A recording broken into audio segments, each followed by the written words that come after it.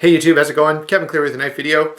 Today I'm going to do my most carried. Now these, if you're new to the channel, every, I don't know, probably month and a half or so, I'll do a video where I just tell you what's been in my pocket the most often over that time. And the reason for that time frame is just that I've noticed as I kind of observe my own behavior that about every month to month and a half, I sort of change out the knives that I'm carrying the most often. Okay, these are not the only knives I've carried, but I just, for some reason, I'll tend to favor, around 10 knives or so over the course of a month, and then I'll switch.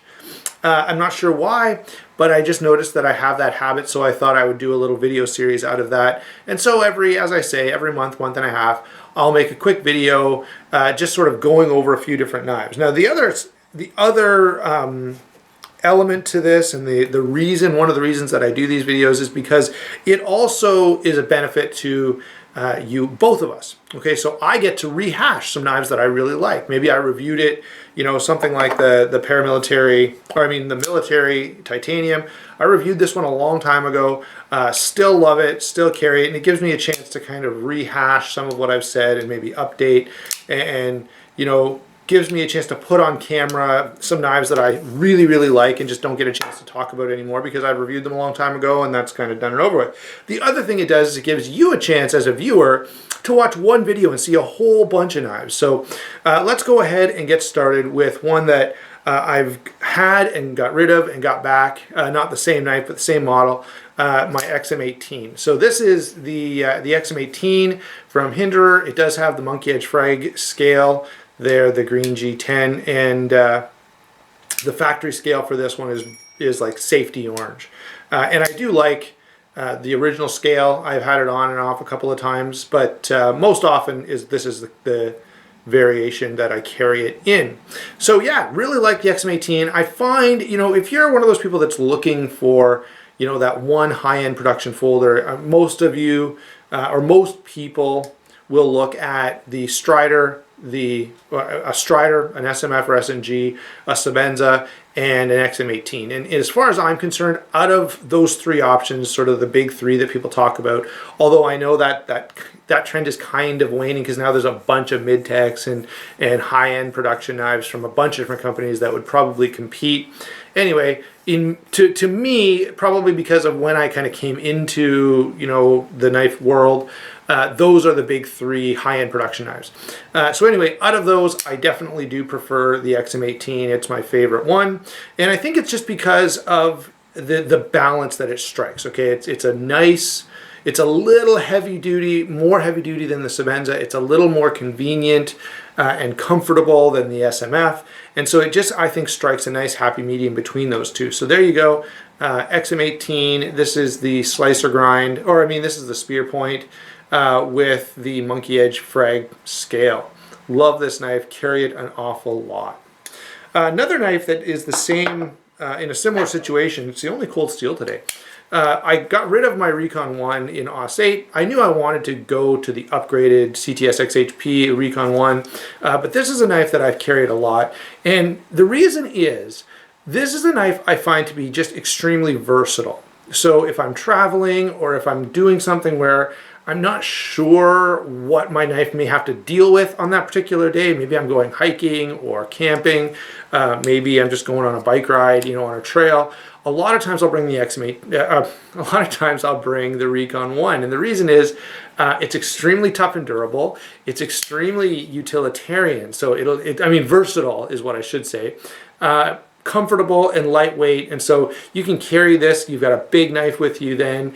You've got a good quality knife, even though it weighs a lot less than a lot of my other larger knives. So Recon 1, since I switched over, since I picked this one up, I've been carrying it an awful lot. This is the clip point, of course. So great knife, and yeah, this is definitely on the short list of what I've been carrying a lot lately. Let's switch to Spyderco. I'm just kind of looking here and I see a few Spydercos, so why don't we go ahead with that. Another knife, this knife kind of reminds me of the Recon 1. Okay, I do see this in a similar role. Again, when I'm looking for a knife that I know can handle pretty much anything, and I'm not sure what I'm going to be up to, this is one of the knives that I will also carry just really, this may be my favorite Spyderco. I like a lot of Spydercos, but the Manix 2 XL is just a great knife all the way around. I'm a huge fan of it. So there you go. Manix 2 XL is the first Spyderco. Got a couple more to share with you. The Titanium Military. Again, this is a knife I love. You've seen it before on this channel. I had a military. I've had two militaries actually, and neither one of them really got me that excited.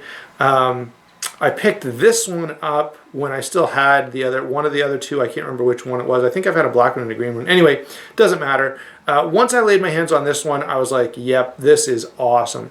I didn't care that it's a little heavier than the standard military. I just, for some reason, this is much more appealing to me than the normal military. And again, just a favorite knife of mine, and I do carry this one quite a bit. I love the size on it. I love the utility of it.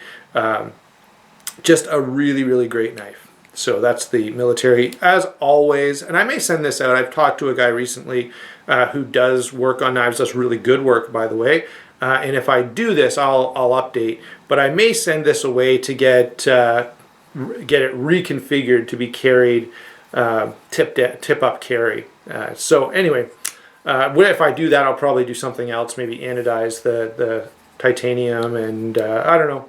We'll see. But yeah, that's Titanium Military is again on that short list of what's been in my pocket a lot. While we're on the Spyderco kick, S35 VN Para 2. This is an amazing knife. Okay, I like the S35 VN. For some reason I feel especially drawn to this knife. I think it's because when I first started to learn about the Para 2, one of the early videos I watched, I think, was Crockett 20, and his review of this knife, he had this version, and so I was like, oh yeah, I'd really like the brown one. I didn't know it was a sprint run. I didn't know anything about it at that time.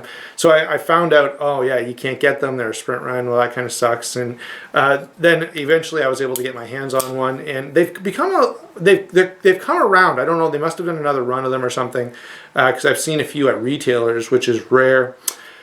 Anyway, another great knife, and this happens to be the most well executed paramilitary 2 that I've had, and I've had 4 or 5 of them. This one is the smoothest. It's got the best detent. The lock is the most consistent, I would say. So yeah, Para 2, great knife, and this particular sprint run is one that I carry an awful lot. Let's see. Oh yes, my Christmas knife. This was the knife I got for my birthday this year, Riat Knives Torrent. This, I've been wanting a Riat for a while, and this one, for me, was the most appealing, and still is, in fact. They put out a few other knives since this. Out of all the knives they have out there, this is the one that I think is the best. And if someone called me and said, hey, which Riat knife should I buy, I would definitely say to them, yeah, go with the Torrent.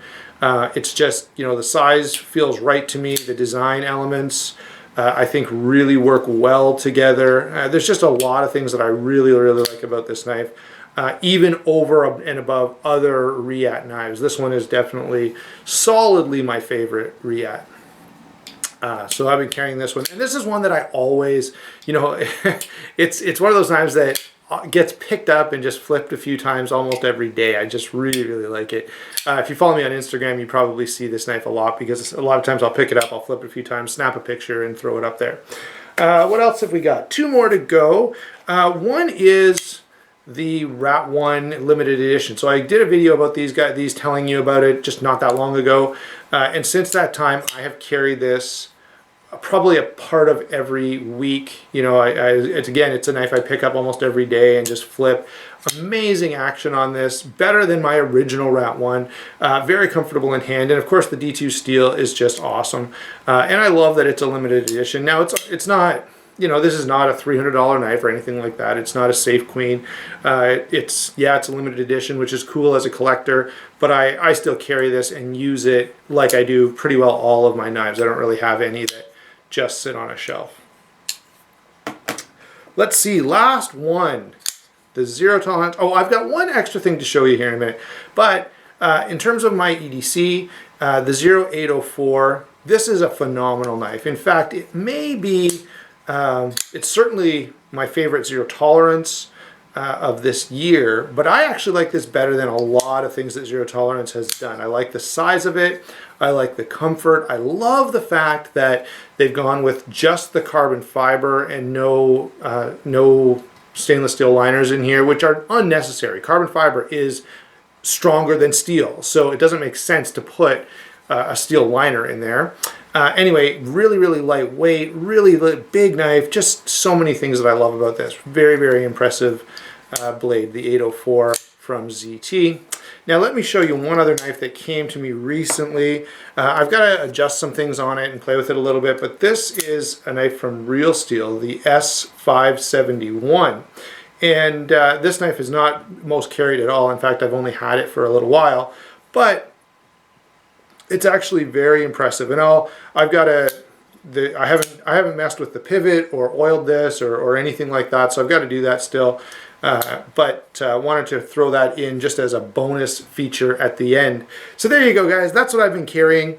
Let me know what's been in your pocket, and if you have a similar process to what I have. You know, as I say, I find that I carry, you know, a collection of knives, you know, 8 to 10 knives, and I carry those all the time for about a month, and then I seem to switch it out. I'm not sure by what criteria I do that even, or why I do it. It just seems to be the way it goes.